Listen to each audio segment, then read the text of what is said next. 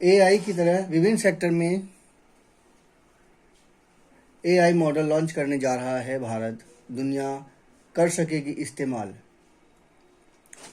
इसी तरह के इन्फॉर्मेटिव वीडियो सुनने के लिए कृपया मेरे चैनल को सब्सक्राइब कीजिए, जो एग्जाम पर्पस, कंपटीशन एग्जाम, विभिन्न तरह की तैयारियों के लिए बहुत ही महत्वपूर्ण है। ये जो एआई समिट है 2026 मंगलवार को इलेक्ट्रॉनिक्स व आईटी मंत्री अश्विनी वैष्णव ने बताया कि हम जल्द ही एआई मिशन 2.0 लॉन्च करने जा रहे हैं। इसमें कृषि, शिक्षा, स्वास्थ्य, स्किलिंग, एमएसएमई जैसे कई सेक्टर के मॉडल होंगे और भारत के विभिन्न भाषाओं में होंगे।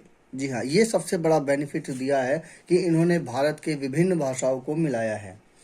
यह बुके यूपीआई प्लेटफॉर्म की तरह होगा जिस पर सारे सॉल्यूशन उपलब्ध होंगे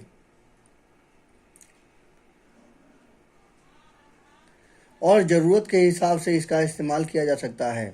हमारा उद्देश्य है कि छोटे उद्यमों के साथ किसान, छात्र, महिला, युवा सभी को उनकी ज़रूरत के मुताबिक एआई की सुविधा मुफ्त में मिल सके। ये बहुत बड़ी सुविधा है।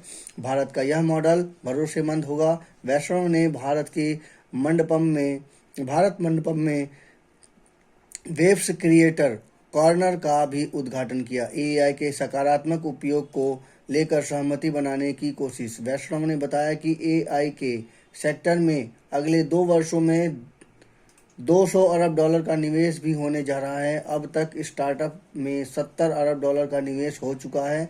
समिट में भारत यह भी प्रयास कर रहा है कि दुनिया के सभी देशों के बीच एआई के सकारात्मक इस्तेमाल को लेकर सहमति बनाई जाए।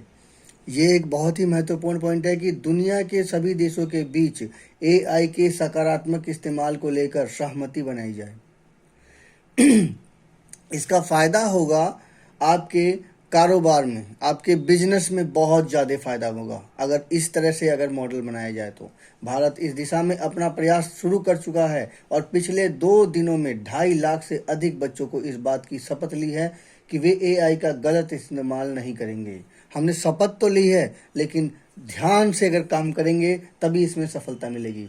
स्कूल के पाठ्यक्रम में एआई को शामिल किया जा रहा है ताकि बच्चे एआई की अच्छाई और बुराई दोनों को जान सकें। एआई सेक्टर में दुनिया का नेतृत्व करने के लिए भारत इससे जुड़े इंफ्रास्ट्रक्चर के विकास पर भी पूरा फोकस कर रहा है। इनमें मुख्य रूप से क्लीन एनर्जी का उपलब्धता है। समिट में भारत दुनिया के सभी देशों के लिए एआई की सुविधा उपलब्ध कराने को लेकर एक सहमति पत्र तैयार कर रहा है। नेटफ्लिक्स जैसे आईओटीटी को कंटेंट बनाने में भारत की संस्कृति का रखना होगा ख्याल।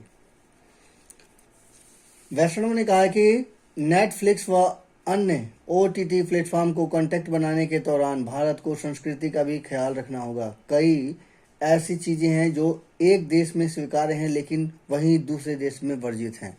ये बहुत ही महत्वपूर्ण है पॉइंट, क्योंकि एआई के इस्तेमाल से इस तरह की चीज़ों पर बहुत ही ज़्यादा ध्यान रखना होगा और इसी से फ़ायदा मिल सकता है। कहीं पर कोई चीज़ अच्छी है तो कहीं दूसरी जगह वो चीज़ खराब है। जैसे कि ड्रेसिंग हो गया। ड्रेसिंग यूरोपियन की ड्रेसिंग अलग है, इंडियनों की ड्रेसिंग अलग है और अरब वाले लोग की ड्रेसिंग अलग है। तो ये जो ड्रेसिंग है, ये कहीं पर चीज़ तो कुछ अच्छी है और कहीं पे वो चीज़ खराब है। विदेशी इंटरनेट मीडिया प्लेटफॉर्म को भारत के वैधानिक फ्रेमवर्क में जुड़े नियमों का अनुसरण करना ही पड़ेगा। जो विदेशी मीडिया है उसके भारत के वैधानिक फ्रेमवर्क में जुड़ने पर मजबूर होना ही पड़ेगा, क्योंकि यहाँ पर भारत सरकार को ये ध्यान रखना है, क्योंकि ज़्यादातर पश्चिमी सभ्यता वाले अपनी संस्कृति को लॉन्च इस तरह से कोई भी ऑब्जेक्ट बनाते हैं, कोई भी ऑब्जेक्ट या कोई भी मिशन हो, चाहे चैट जीपीटी हो, चाहे कुछ भी हो, वो अपनी संस्कृति को हावी रखने के लिए भाषा का इस्तेमाल या सांस्कृतिक ऑब्जेक्ट का इस्तेमाल या सांस्कृतिक कोई सिंबल का इस्तेमाल इस तरह का या सांस्कृतिक पहनावे का इस्तेमाल करके वो अपनी संस्कृति को महत्व देते हैं। जबकि भारत वो और इस तरह से वो धीरे धीरे करके भारतीय संस्कृति को बिल्कुल ख़त्म कर गए हैं, खोखला करते चले जा रहे हैं।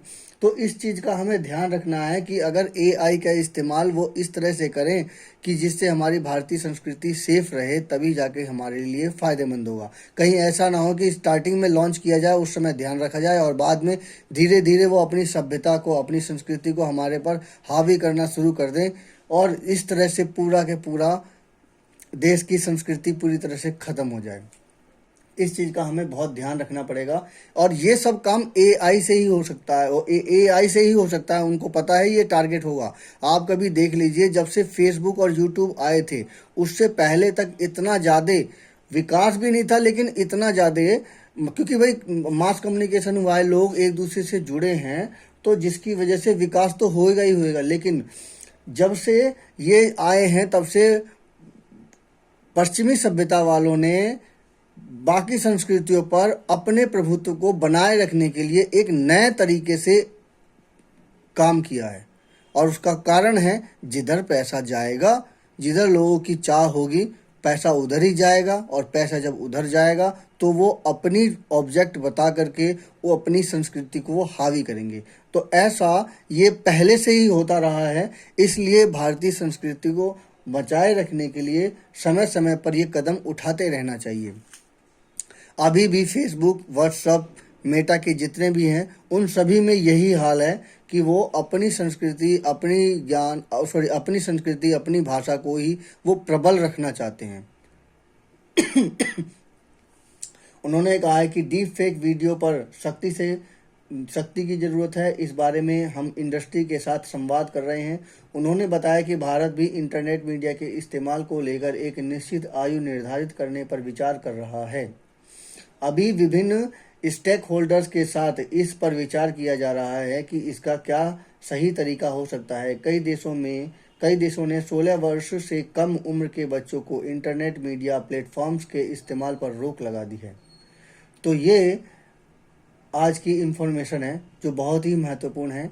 हमारा उद्देश्य छोटे उद्यमों के साथ किसान, छात्र, महिला, युवा सभी को उनकी ज़रूरत के मुताबिक एआई की सुविधा मुफ्त में मिल सके। भारत का यह मॉडल भरोसेमंद होगा। ये काम बहुत ही महत्वपूर्ण रहा है, बहुत ही फ़ायदेमंद रहा है। मेरी समीक्षा कैसी लगी कृपया कमेंट कीजिए और मेरे चैनल को सब्सक्राइब कीजिए। धन्यवाद।